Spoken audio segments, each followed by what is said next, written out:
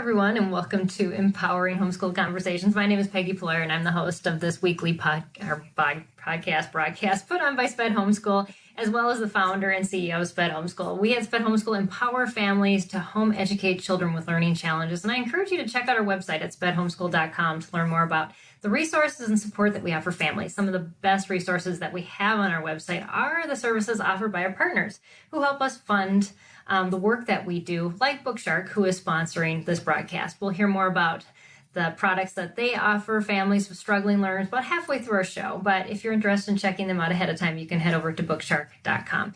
And each month we focus on a new topic for our broadcasts and our blogs. And this month we are focusing on teaching your child at their own pace. And specifically today we're talking about why homeschooling won't ruin your child with my special guest, Allison Morrow. Welcome, Allison, and thank you for joining us on this broadcast. This is a great title. Yes. Thank you so much for having me, Peggy. I'm glad to be back. Yeah, I'm glad you're back too. And for those of us who are popping on and joining us live, I would just encourage you, if you know somebody that needs this encouragement, that they're kind of feeling like, I'm not sure I can do this homeschooling thing. We are going to tackle the biggest homeschooling questions that are out there today. And I'm excited. Yes, I'm excited to throw them at Allison and have these discussions because we just wanted to prove to you that these things that you cycle through your head and these defeating words that you say to yourself, or, just to maybe even you say them out loud to others, they really aren't true. And we want you to combat those with the truth of that you can do this, no matter how equipped you are. You can make it through this. So thank you, Allison, for joining us. I'm going to quick read a little bit of a bio I pulled off your website. I'm sure there's more that you can share with us, and I'll have you kick that off too. But Allison is an ex-classroom teacher and a veteran homeschool mom of two. And she, along with her husband, Dan, created Good Schooling to help families learn about homeschooling and decide if it's right for them. And if it is, make the transition smoothly as possible to prepare them for the road ahead. So I'm so glad to have you, Allison. You have so much wisdom to share, and I'm so glad that you're bringing that to us and our community. So tell us a little bit about your homeschooling background as we get started, and then we'll kind of dive into these questions. And then if you are watching live, just know that you can add to the questions. If there's something that it may be the same ones we have, maybe not. So make sure that you put those in the feed and wherever you're watching from. We'd love to be able to answer those as well. So yeah.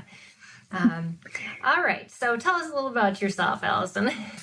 Sure. So like you said, I used to be a classroom teacher, but I actually, even before I had finished even getting my degree, I was actually on the very first day of my classroom takeover as a student teacher, when everything was turned over to me. It was my classroom. I can still, to this day, and this was back in like 1999, I can still remember standing in front of that class and looking out at those kids that I'd been working with all semester and thinking, I love to teach, but I am never putting my kids in these seats. I knew I had not even had my first job yet, and I could already see how broken the system was, and just kept thinking, how on earth can this possibly help all these kids that I'd already identified? He's in 5th grade, but he reads at a 1st grade level, and this one's in 4th grade, but he's only doing like 2nd grade math. And how on earth are we supposed to help these kids? And so, I had no idea what kind of kids I was going to have, if I would have kids who were, neurologically normal, or if they had issues or what. But I was like, I know that I need to homeschool my own kids. So I already had that in my head before I was married, before I had kids. And so over the years, I've gone back and forth into the classroom. I've taught a few times. I'm actually teaching at a hybrid program again this year. Wow. I should not say again. I'm teaching again, first time in a hybrid program.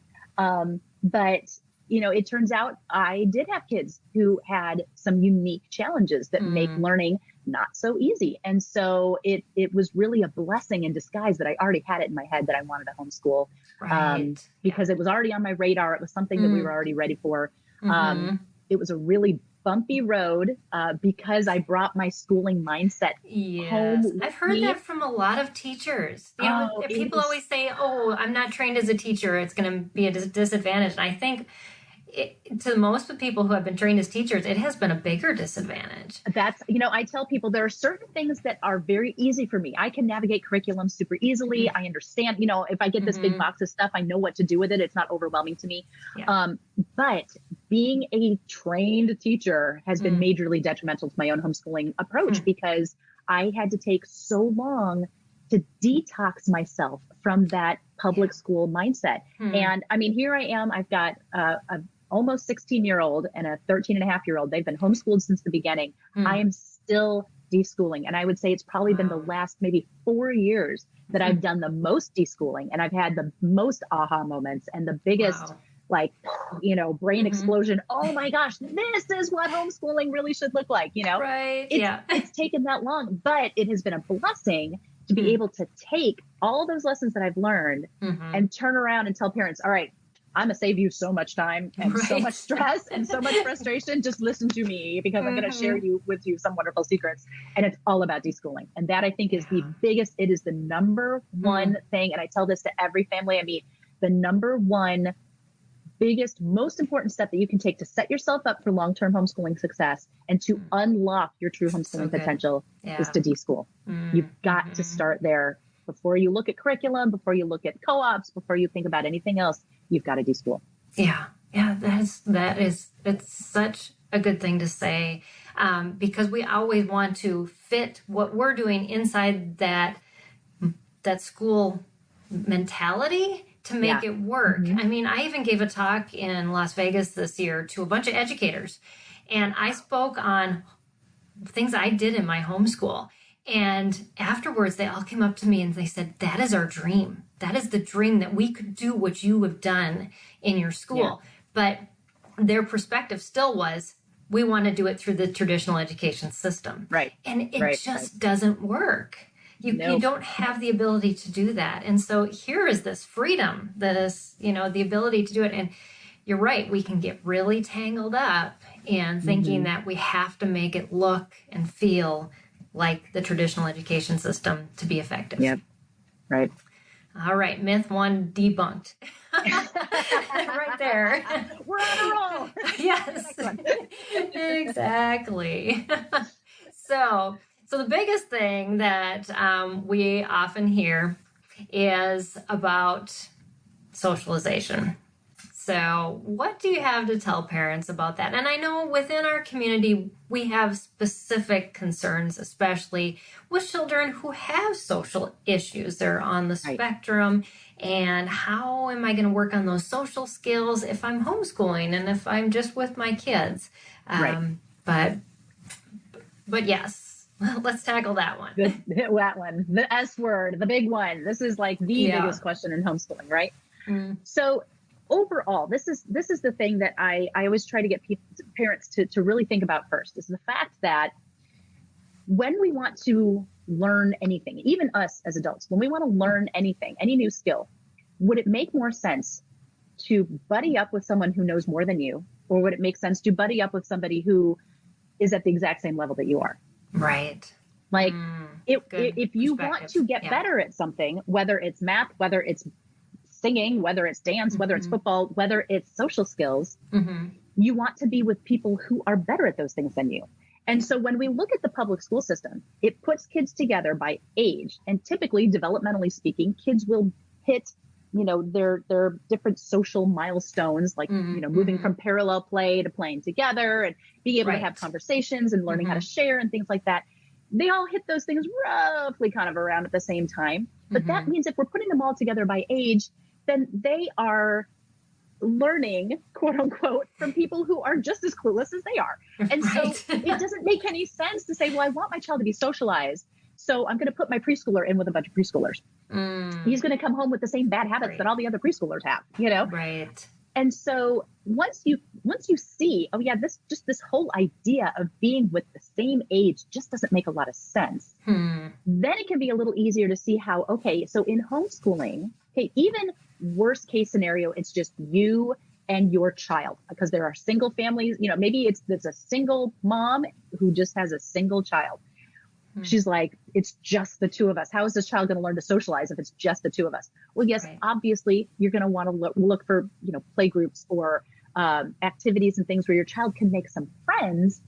Yes, but just because it's just you and your child doesn't mean they're not going to learn social skills. They're learning from a master. You're way older. You know what proper socialization looks like, what it looks like to have a conversation, what it looks like to share, what it looks like to take turns, what it looks like to, to function with other people in a way that makes society work. And so even if it is just you and your child is still going to be socialized because you're going to be able to teach them. Now, of course, and we have someone in the chat I can see who's saying, as an autistic person, she said public school really messed her up. Yes, because when you put somebody who is having struggles for whatever reason into that system, now not only are they trying to deal with all of these other random kids, and even if they're all, neurologically normal, they're still at your age. And so they're still going to have all the same bad habits or not even bad habits, but just be clueless about things.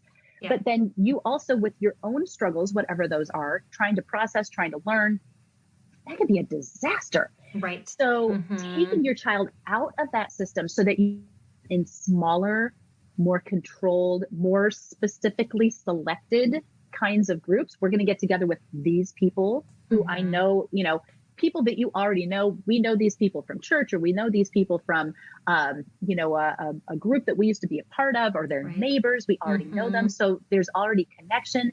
We can start small. We can build up from there. It gives you way more control so that you can make sure your child is learning the skills that they need, but in an environment that's not going to be overly stressful, overwhelming, where you could talk ahead of time with the parents. My child has these struggles. We're aware of them. We're working on them. Exactly. Can we get together and hang out, and other parents who have kids with same issues will be like, yes, finally someone else who understands what it's like to have a kid who's got struggles, and we need to figure this out, and particularly now with so many parents pulling their kids, more and more opportunities, more groups, more play groups, co-ops, social groups, all these things popping up. That's making it even easier to find those kind of things. Right. Yeah. That loving, caring, informed group, no matter how big it is, it just makes it easier for our kids to practice and also not feel judged when they do. And when they mess up, they can have that community that they feel like, okay, it's safe for me to take a little step out here and try something.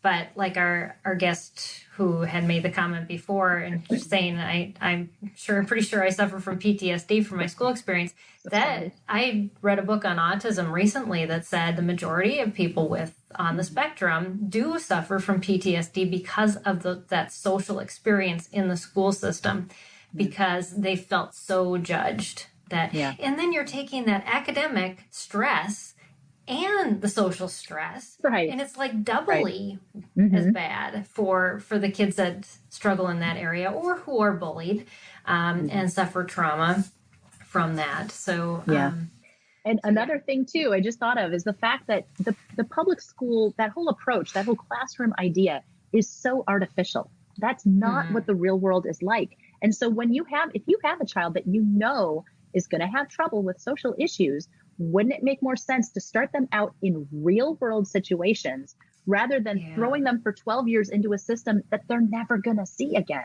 that doesn't even have any bearing on the real world? Put them through this nightmare of trying to navigate all of this craziness and then come out of that and have them be like, okay, well, I finally figured out how to function in there. And now you want me to function out here? This doesn't look anything like this.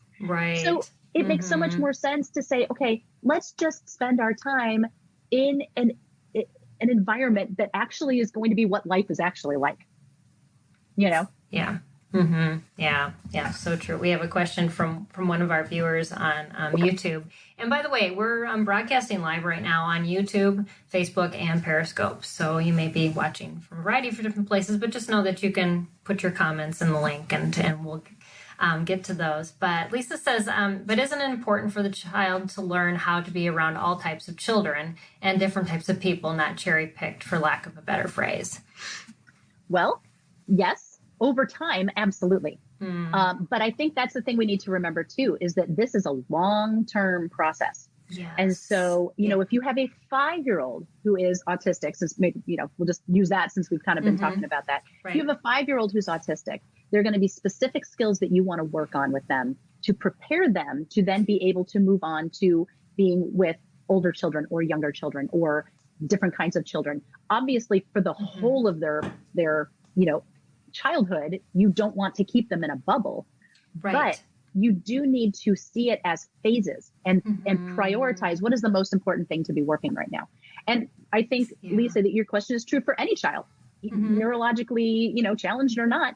Every child, every person, every human being needs to learn how to interact with people who are older and younger and look different and are different socioeconomic levels and all these different things. Right. When you're in a school, depending on where that school is, it can be very homogenous. I grew up in the suburbs of Chicago. Everybody looked exactly like me, and we all lived pretty much the same way. There was no diversity in my school. So, I mean, just because you go to public school does not mean you're going to have diversity. Depends on where you live. Yeah. But that environment is going to be so inherently chaotic for a child who has these kind of struggles. It makes so much more sense to pull back and start them off in easy to manage situations and then build up their skills from there so that over time they can learn how to function with lots of different people, lots of different places and times and things like that. Yeah. But I think you have to do it in phases. Yeah, that's a really good point because we oftentimes will think that our throwing our kids to the wolves is the best way to train them, but really it can cause a lot of issues that we then have to backtrack for. It's better to just prepare them and then take those tiny steps as you see that they're ready. And that's really what I heard you saying, Allison. And I think it's so important. Lisa followed up saying that my son is 13, now homeschooled, been in public school since 4 up to the pandemic for the last 7 years. So, so Lisa, you're probably seeing this on the flip side. I know a lot of parents will realize that there was a little bit of socialization happening and social skills built, but I know we had to untrain a lot of social skills that I didn't want my kids to have as well. Yeah. So yeah. So thanks for that comment. Yes, she says the flip side. Exactly. So I want to make sure we get on to our next question. But if you have some really good, I think I'm going to mess my child up in this area. We definitely want to hear your questions too. But the next one I want to address, Allison, is, I'm not a professional teacher or therapist. I'm sure that we're going to have gaps in our learning.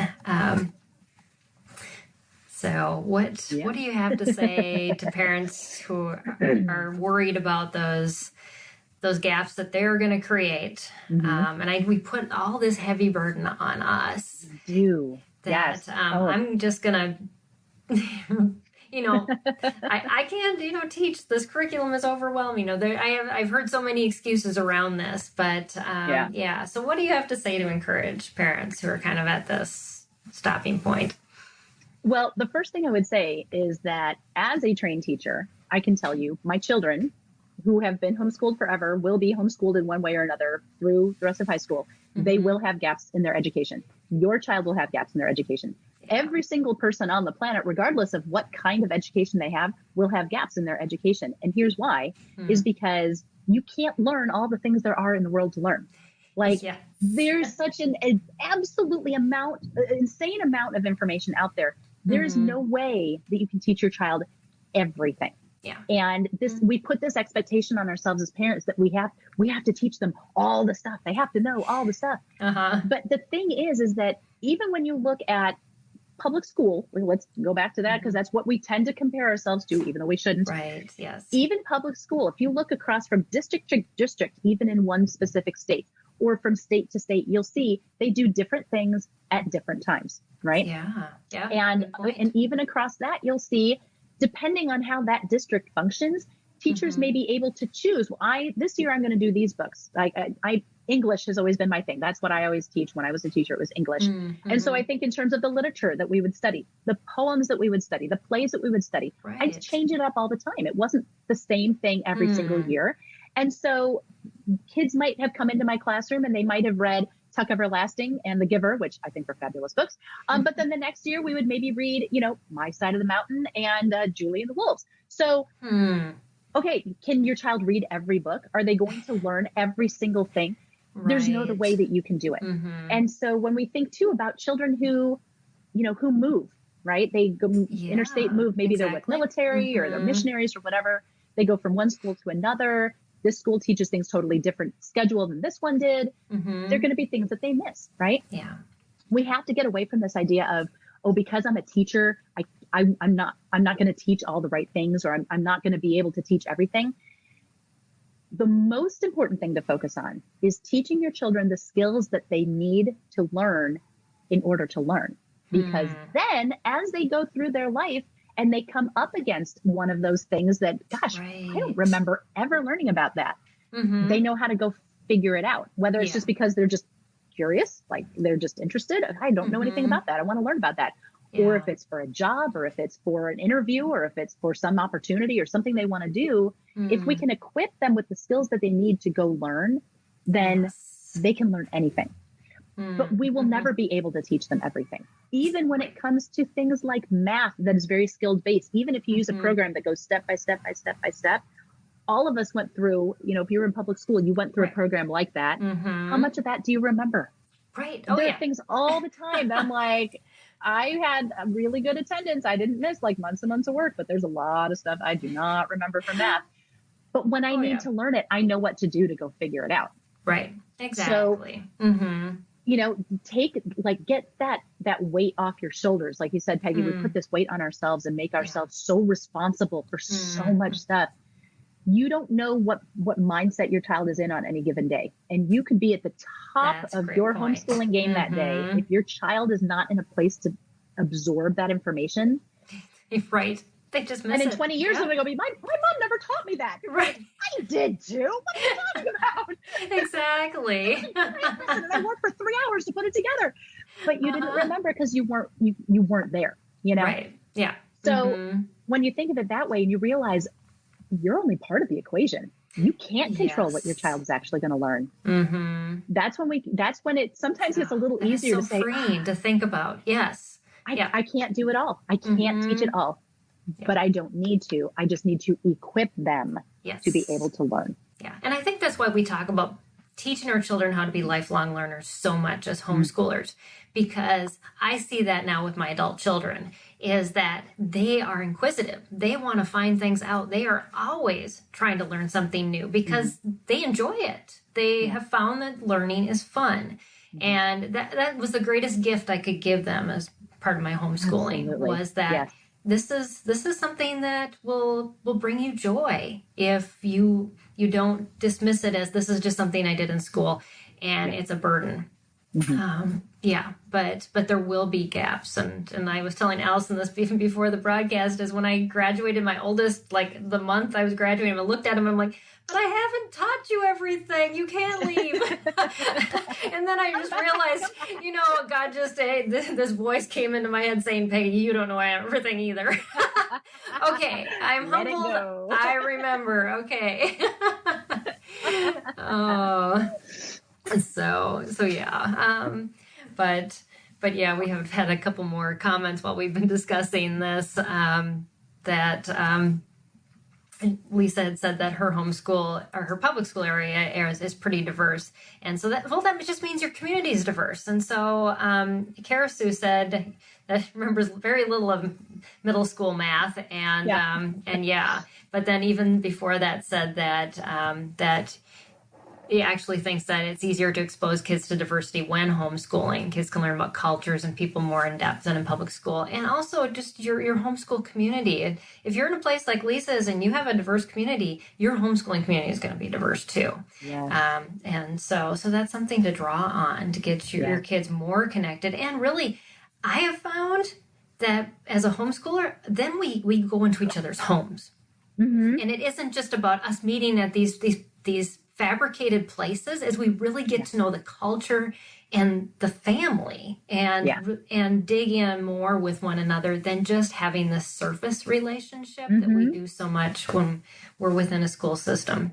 Absolutely. But So anyways, question about homeschool requiring COVID immunizations. So this has to do with law. And so do you want to tackle, Allison, why homeschool law is different than public school law? Yeah, so the laws for homeschool vary not just from state to state, but even within some states, it varies from district to district.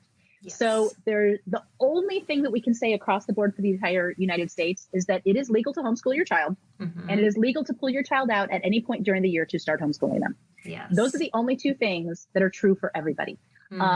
I will say that I try to keep up with the law side of things as much as I can. It's a little hard with 50 states, but as far as I know, currently there are no states that are requiring homeschoolers to be fully vaccinated. As far as I know, do not quote me or say, well, Allison said I didn't have to, because that's not what I'm saying. But as far as I know, I don't believe there are any states that require full vaccinations the same way that they do for public school. And because there are so many states that have things like, I'm forgetting the word, medical and exemptions, medical exemptions, philosophical exemptions, and religious exemptions, even in states where they have very heavy regulation for immunizations. Typically, there are still ways that you can get out of that, depending on what your situation is, because of those exemptions. Yeah. So check with your state level homeschooling advocacy group with stuff like that. That's what I would say. Yeah, that's a good advice, because it is, and it's changing all the time. It is changing all the time. So getting plugged into your state homeschooling laws is important. If you go to our website at spedhomeschool.com, which you'll see on the bottom of the screen, if you just do a search on laws or getting started on our homeschool help page, there'll be a link on there to go to your homeschool laws, and then all of the states are listed on a page on our website, so you can go straight there and read what that is. And those pages are updated by those state organizations, so that's extremely helpful. Lisa had commented, and she said, I hope you'll both do a live one day on the journey to picking proper curriculum or steps to figure that out. I'm struggling with which one to go. So Lisa, head to the Sped Homeschool website. We did a whole month on picking curriculum, or if you do a search on this YouTube channel, we did a lot of interviews on picking curriculum, especially for struggling learners. And then also on our website, we have curriculum partners, and we've vetted every single curriculum that's on our website to make sure that it has more of a hands-on, self-paced approach, that you can kind of take it at the pace of your student, which is what we're talking about this month. So definitely head there, because she did ask, is there a good place on your website to pick curriculum? Yes, there is. So we're happy to help you with that. And that's one of the things I interview new partner organizations every week and talk to them about what they're doing and the products that they're offering. We have lots of tutors on there as well, and like Allison, consultants that will work one-on-one with you. And her website has a lot of great information too. You've got a blog that is really helpful for parents in making that transition, like you said, over to homeschooling. So, yeah. But, all right. Well, we're kind of at a stopping point. So I'm going to take a break, and we'll hear from our sponsor, and then we're going to come back, and we've got at least 2 or 3 more questions. But if you've got some big, like, this is what I'm struggling with. Can I really homeschool? Or can I keep this up? A lot of people have dove in and are going, I don't know if I can do this for the long run. Yes. Yeah. Maybe that's a good question to start out with when we come back. It's like, will I have the endurance for this? Yes, exactly. So think about that while I bring up our message from our sponsor. And I just want to thank Bookshark for sponsoring this episode of Empowering Homeschool Conversations. And I'm going to read a little bit about them. So Bookshark was the best thing I've done for myself and my kids. That's what Dana said. Tracy says, I definitely regret not starting Bookshark sooner. It's been such a great fit for our family. Well, we at Sped Homeschool agree. We've had a lot of parents come to us and say that Bookshark is a really good fit for their family. So listen how you can jump in on this Bookshark bandwagon. Start by heading to bookshark.com. On the Bookshark website, you can request a free catalog, download samples, and see scope and sequence charts of what is taught at each level. There's also a blog at bookshark.com/blog with hundreds of articles written by dozens of authors. The Bookshark site just has so much free information about how to teach your kids at home. And you can use it whether you use Bookshark or not. Another example is you can get a free unit study and try out the Bookshark way of literature-based learning at bookshark.com/freebies. And the new unit study for 2021 is about volcanoes. Well, let me just share 2 more quotes. Jill says, "We switched to Bookshark Language Arts this year. This was the best decision ever. We love how everything ties together. I can't tell you how grateful I am for Bookshark. We are working forward to adding more subjects next year." And Catherine says, "Pulling my kids out of public school and getting Bookshark's full program saved my sanity. It was the best parenting decision we've made. We're so much happier now versus the kids staring lifelessly at screens all day. The open and go component and high quality literature for science, history, and language arts is amazing. See if Bookshark is the best fit for your family like these moms. Visit bookshark.com to get a free catalog and then add/freebies to get the free unit study."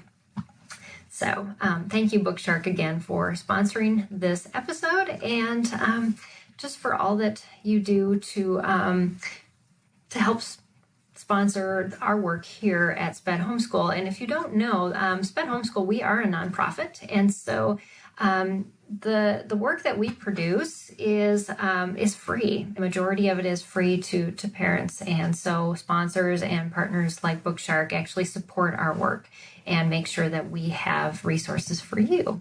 So welcome back, Allison. I see we've had some chatter since I started the sponsor spot, and haven't even had a chance to read through them. But yeah, it. Lisa said my son craves religious-based curriculum. Well, oh, praise God! Don't you love it when they want something that just teaches their soul as well as their mind. So, and we do have a lot of things on our website for that. We actually are a Christian-based organization, although we welcome anyone to come and use the resources on our website. So yeah, you'll find a lot of different options on there. So, and she said, "You ladies rock." Thank you. Thank you. We've just been down this road further than most of you, and so I want to talk about that. I know I've been homeschooling for 19 years, and Allison, how long have you been homeschooling? So it's, I always say I started homeschooling the day my kids were born, because there's no difference between parenting and teaching, right? Yes, exactly. It is literally, it's all the same thing. So going on, it'll be 16 years in December. So awesome.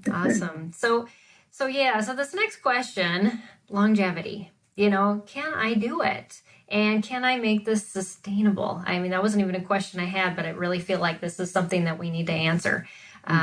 So what do you have to say to our parents about that? I think one of the biggest enemies of long-term homeschooling is the overwhelm.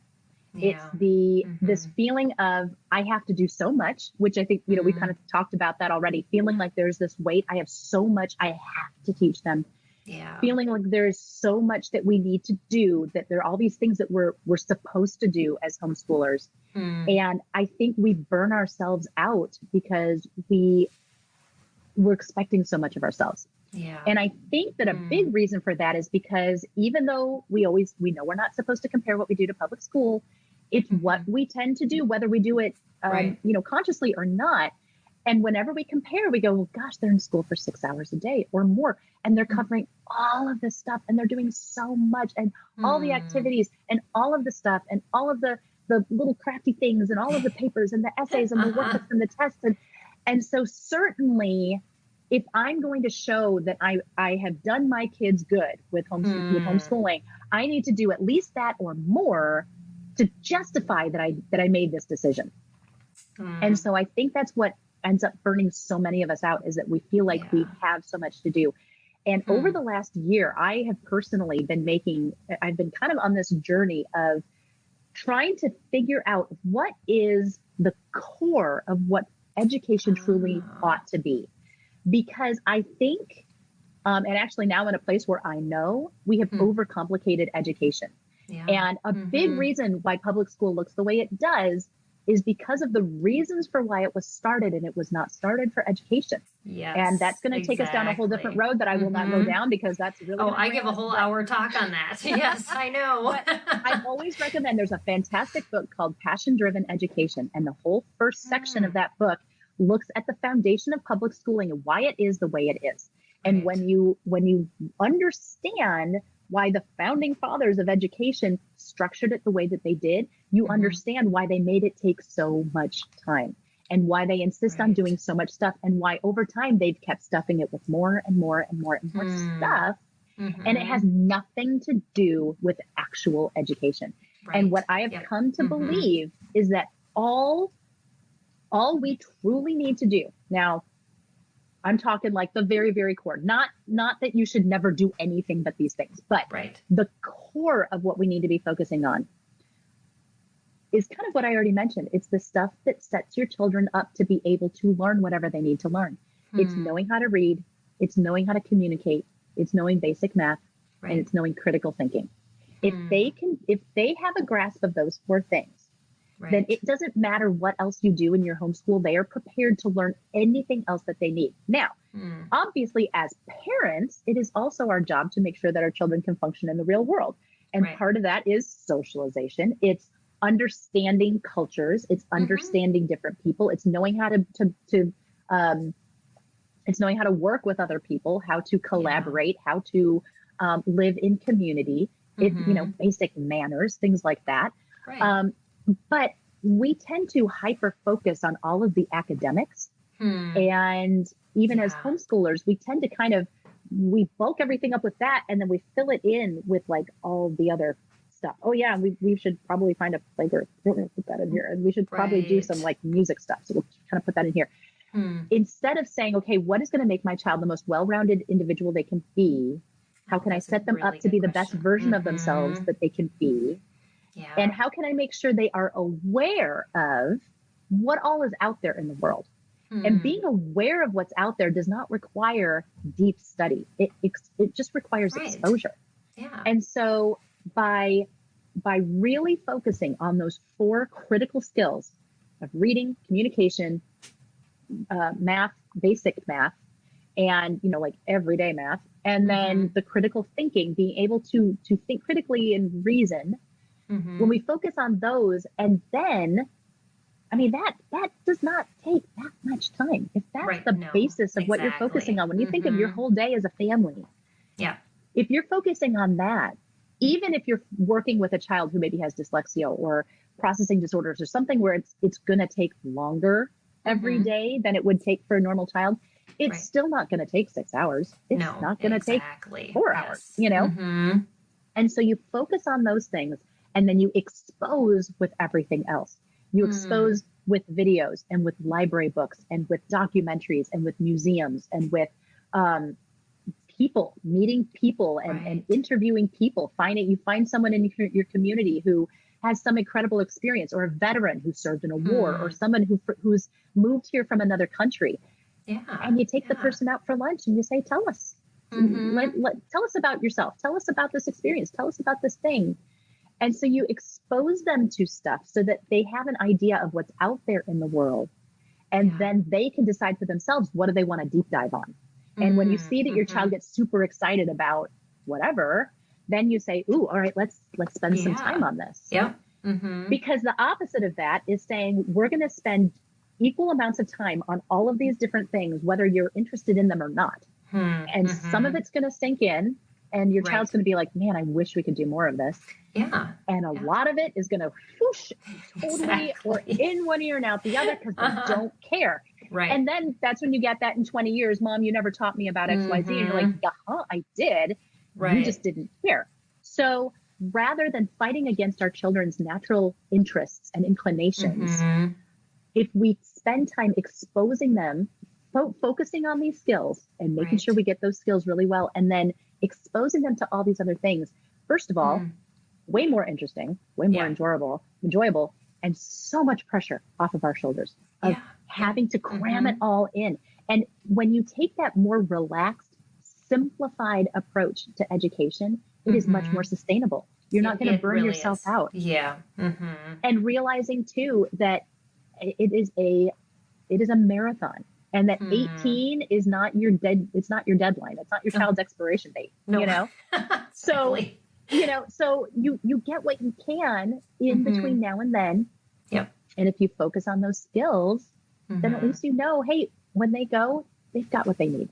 Right. They Yes, absolutely need. exactly. And they So much have easier. something even more because when you do that, what you're focusing on, you hone in on what their interests are and their talents. And they actually know then when they graduate, this is what I like. This is Hmm. I've got, they've delved into those areas and they know more about themselves and what Hmm. they're good at. When you see all these kids graduate from the just typical traditional school system, they don't. They've Yep. been so schooled in every single subject that they have no idea. I remember graduating from high school going, I don't know, I'm good. I guess I like this and I guess I like that. But I mean, I just picked a major because it sounded good. And yeah, Exactly. Yep.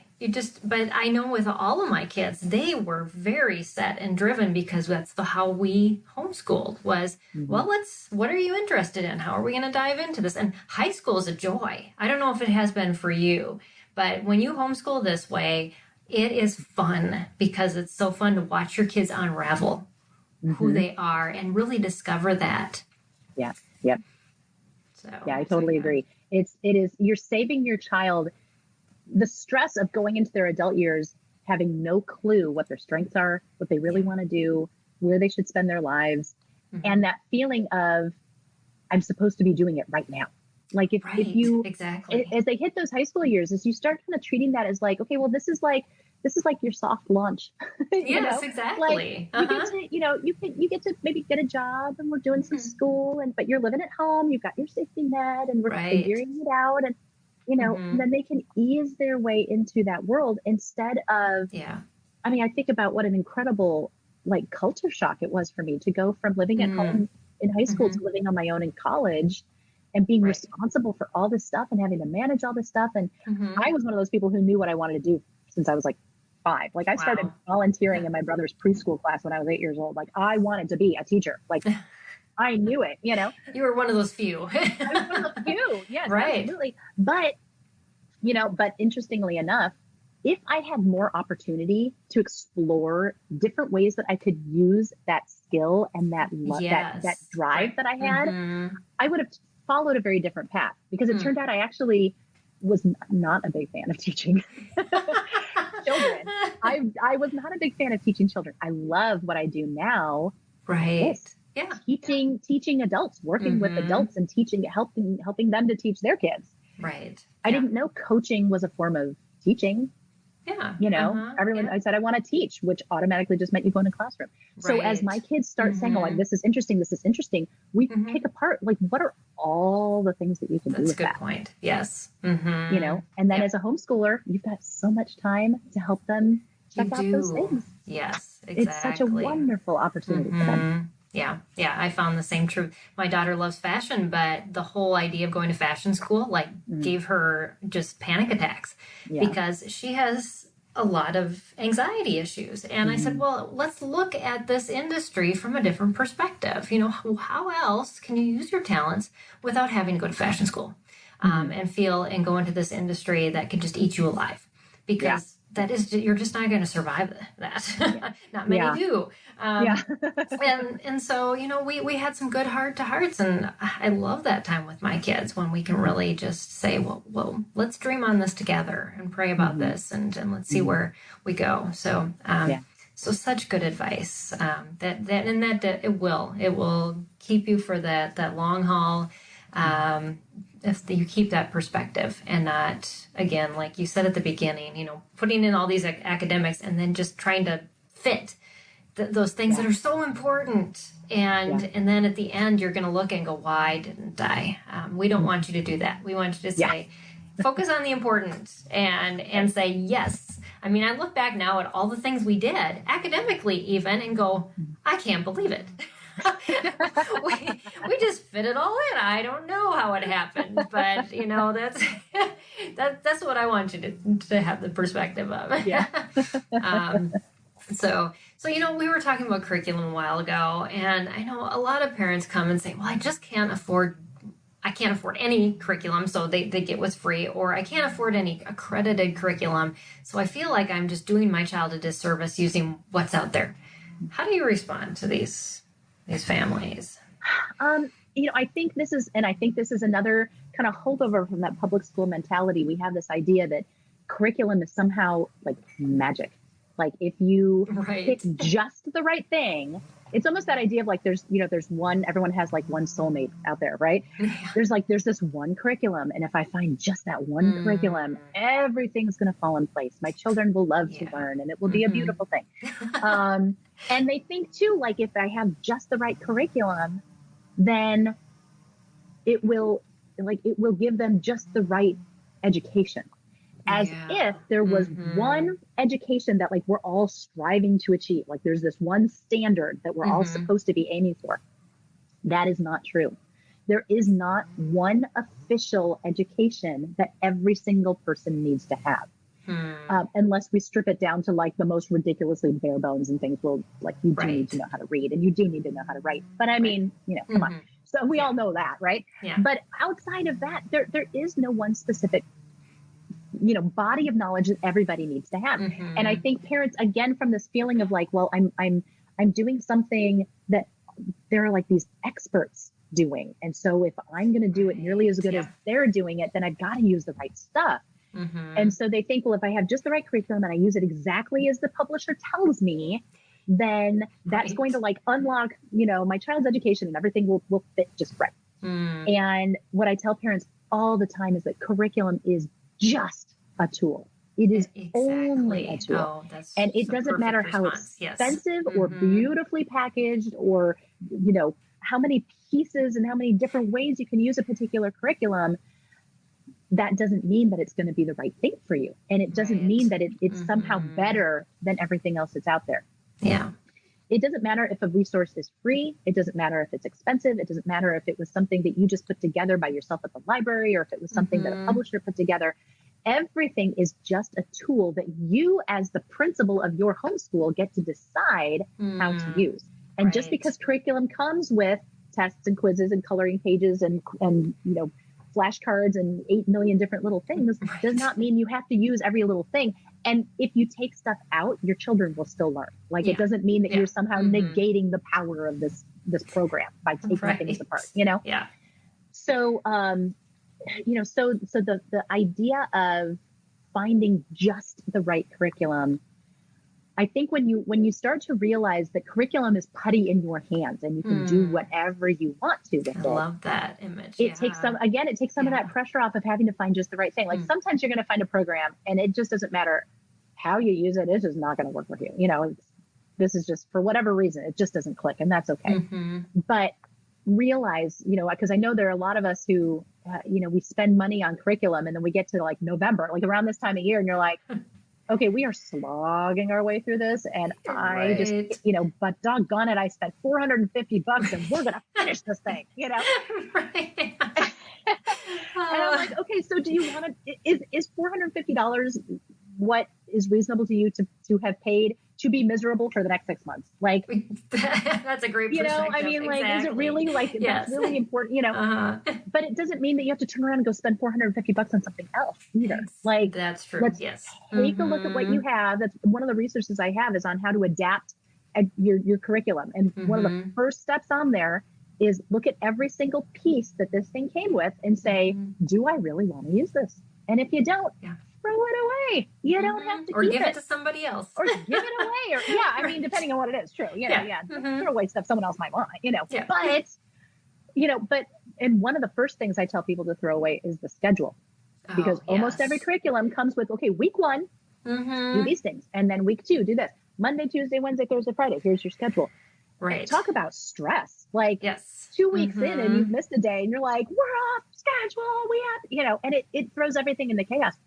The first thing I tell people is to get rid of the schedule, because the schedule means absolutely nothing to your family. That is something that publishers put in because they feel like they should, because there are some families who like to have that guide. But heavens, if it's going to stress you out, there is no reason to follow it. And those of us with kids who need some extra help with school, Right. chances are they're never going to stay on that schedule. And so you're just constantly going to be going, oh my gosh, we're so far behind. Yeah. And then you try to do it on Saturdays or in the evenings, and you just ruin your family time. Oh my gosh. No, and it is stress. No. Yes. Yes. Yeah. Yes. So, I don't even remember what your original question is. All I know is just about curriculum. You Good. are yes. the boss. That is the bottom line, is that you are the boss of your homeschool, and you get to decide what curriculum to use and how to use it and when to use it and when to move on and when to say we're going to spend a little more time and when to say we're going to put all the books away for a month or maybe more, and we'll come back to things later. That's the other thing too. Just because it's not working for you this year doesn't mean it might not work for you in 6 months. Sometimes it's just a waiting game. And it really is more about taking a break than it is about throwing everything away and starting something else. Yeah. Yeah. Yeah. We had one comment from a viewer talking about digital curriculum, that you can find lots of things online, printed out. And, there's just so many different options now, especially since COVID. They're just pick and choose and mix and match. And I know we've had conversations about this before. So definitely look on our channel if you have any questions about curriculum or using resources, all of that. But Creative Minds Homeschooling even commented, and she said, we've been homeschooling since my son was in preschool, and I'm still looking for all the right curriculum. I think that's a given. But yes, you find out what works. It's a work in progress, she said. And Lisa also said, what curriculum helps a child be a well-rounded learner? I think that's a good question, but it's probably not curriculum, is it? I was going to say, I don't think curriculum will round out your child. I think if there is any type of curriculum that might, I would say it's a literature-based curriculum where you are reading so many books, because the magic about books is that they allow you to live so many different lives and experience so many different things. And have discussions with your kids on so many different topics too. Yes. Yeah. So, if there was any particular approach or curriculum that was going to come close to being one that we could say, this will make a well-rounded child, I would say it's something that's going to be literature-based, not book-based, because books could be textbooks, and heaven knows that textbooks don't change anybody's lives. But those books living can books change lives. and good literature, yes. And even if it's audiobooks, I mean, we do a lot of audio, and it really does add to the richness. No, it's not cheating. Yeah. Awesome. So I have one more question, and then we're also going to hear from Allison about where you can find her resources. But let's touch on just a couple minutes about, I have lots of parents who come and say, I'm just really bad at this subject. How am I going to help my child with math or writing and all of these things? And instead of beating ourselves up, what can we do to help our child maybe love this subject, and maybe help ourselves love this subject too as we homeschool? Yeah. Well, I will say that is one of the most fabulous things about homeschooling now versus maybe 30 years ago, is that it doesn't matter what subject you feel like you're not equipped to teach. There is somebody out there who is. And it might be somebody online. It might be a video series on YouTube. It might be another homeschooler in your homeschooling community. We did a co-op with just one other family for a couple of years. The other mom loves science. I love science too, but I hate teaching it. It is not my thing. She loves to teach science. And it was the perfect match, because I love to teach writing, and she didn't feel like she was a strong writer. And so once a week, we would go to their house and I would teach literature, or actually literature was the one thing we didn't do. I'd teach writing and grammar, spelling and stuff like that for an hour. And then she would teach science for like an hour and a half, because science took a lot more time. And it was beautiful, because all our kids together all got to learn from people who were really good and really passionate about teaching the things that they love to teach. It was not, it cost me the gas to get there. They were good friends of ours, so our kids loved to get together. So it was more socialization. Right. Yeah. So, between co-ops and just straight up tutors in your neighborhood, online options, curriculum that teaches for you. There are so many programs that are like DVD based, or they've got streaming video and they teach it for you. You and your child can sit together, and watch the videos with them and learn. But one of the things that has been most clear to me this year in particular, because I mentioned earlier, I'm teaching at a hybrid program. Mm-hmm. The reason we're there is because my girls, my high schoolers specifically, really wanted to go back to this program. We tried it a few years ago. She wanted to go back for high school to do this program. And so we're like, okay, we'll give it a go. Well, she's in geometry this year. And y'all, I have not looked at geometry since I was literally her age, right? Right, exactly. And I lived my whole life saying, I'm not a math person. I'm an English person. I'm a writing English literature person. Like, that's my jam. Math, not so much, right? And what I've realized is that the older you are, the easier it is to learn things. It is. Yeah. And y'all, I'm learning geometry, and I'm learning it because I have to help her at home. It's a hybrid program. She only gets instruction in class 2 days a week. Right. The rest we do at home. And so it has been fantastic for both of us because I'm telling her, okay, first of all, this is mom learning alongside you. So I can't guarantee you're going to get everything right. But let me teach you how to figure things out when you don't know how to do them. So let's look. Here's the examples. This one looks like the one that we're trying to do. So let's see what they did. Do you see how these? So being able, and then as I'm doing that, I'm learning it too and going, oh, that totally makes sense now. Right. It makes sense to me at 16, but it totally does now at 45. And it's funny how the older you are and the more time your own brain has taken to develop, you guys, everything is easier to learn when you're older. So don't fall for this idea of, oh, I can't teach this because I was bad at it myself in school. Right. You're older now. It's going to make more sense now. Yeah. And when you come alongside your child to help them as you work through those, those little sample questions or those examples and things, and you say, I give up, let's go find the video on YouTube that teaches it. You're going to watch and it's going to click and you're going, oh, now I get that. So many things about math for me that have been like that. My other daughter's in pre-algebra. So I'm learning geometry and all of my high school is coming back to me. I had to do that with my first one too. And I got back all the way up to calculus, I did the year of calculus with my oldest before. I mean, I have a degree in physics, but yes, math is my thing. I with algebra. Yeah. But still, I had to redo it because it's just, we did have a couple questions about math curriculum. I know on our website, it's bedhomeschool.com. If you go under the curriculum section, you'll find a whole page on math curriculum. When Lisa was asking about a well-rounded math program, I'd say look into Unlock Math. That's one program. A+ TutorSoft is also one that's listed on there. That is more of an online, because Michelle was asking about online programs for math for you. Elephant Learning isn't specifically a curriculum. It is to help fill in the gaps, and it's basically a play-based math instruction that fills in. It's not a curriculum per se, but again, you'll find a lot of different resources on our website, and there's ways to learn different things. When I taught my one son geometry, I found out that you can fold paper and actually prove every single algorithm in geometry, and I thought, how fun is this? That's awesome. And we were just taught all this analytical instead of the actual or the theoretical versus the analytical. So trying to do all those movements of things in your head for kids that don't see visually is extremely hard. So you have that option to do things. We only have one student, so play with it, have fun with it. And Michelle said, thank you. You're welcome, Michelle. That's why we have the resources on our website. And Allison, tell us about your website, goodschooling.net, and what parents can find there to help them on their homeschool journey. Sure. So the biggest resource that we have on our website is our blog, and it is very different from a lot of the homeschooling blogs out there. It is very focused. I don't blog every week.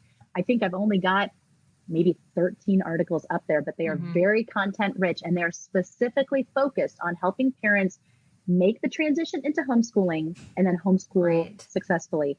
And the one article I can think of that would probably be, well, actually the two that I would most suggest to folks that are watching this stream would be my article on deschooling, which is the most important, like I said at the beginning, most important step you can take.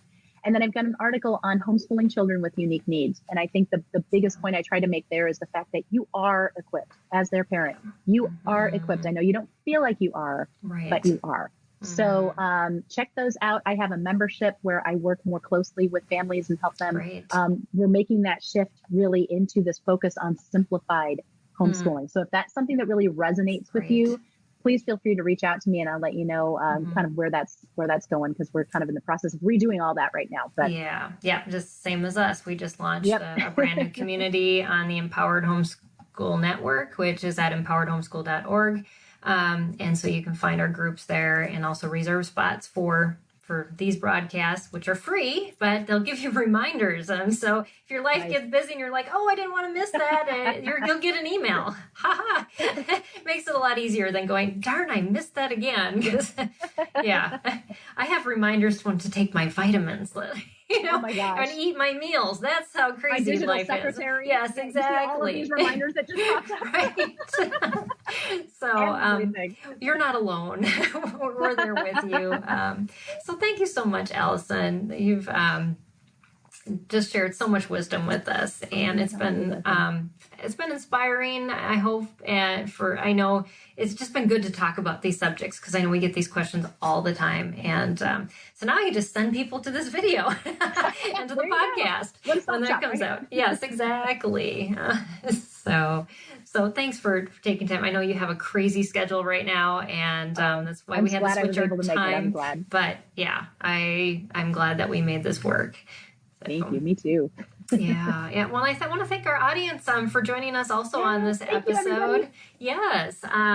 This is just one of the many resources we have at SPED Homeschool that we make available to families who homeschool students with struggles. And I also want to thank Bookshark for sponsoring this episode. Remember to visit their website at bookshark.com to check out and see if they are a good fit for teaching your struggling learner at home. And next week, we're going to continue this theme. And my guests are going to talk about creating a unique homeschooling learning oasis. As I was talking to these guys, they just said, your homeschool has to look different.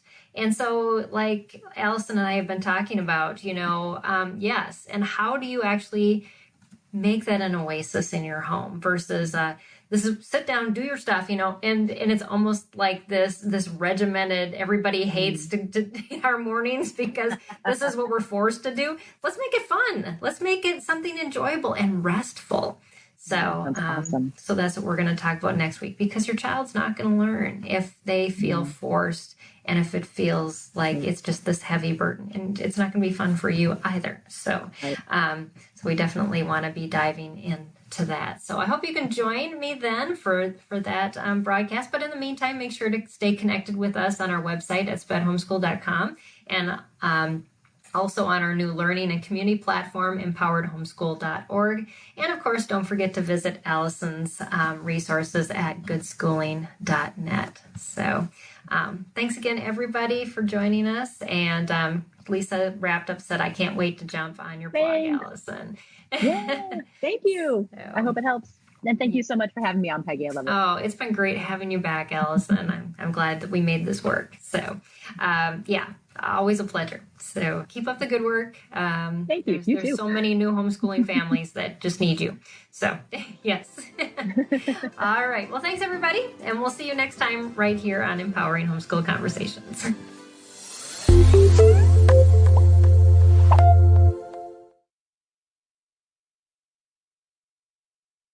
God kept calling my heart. Like, I just knew he was my safe place. I hope people don't walk away going, wow, you're really awesome. More than like, wow, Jesus is really interesting and he's really awesome. Everybody on this planet is dealing with some sort of what if. How does that one courageous decision affect the whole world? A ship in harbor is safe, but that's not what ships are built for. If you were encouraged by what you just heard, please search Trevor Talks on your favorite podcast platform or lifeaudio.com.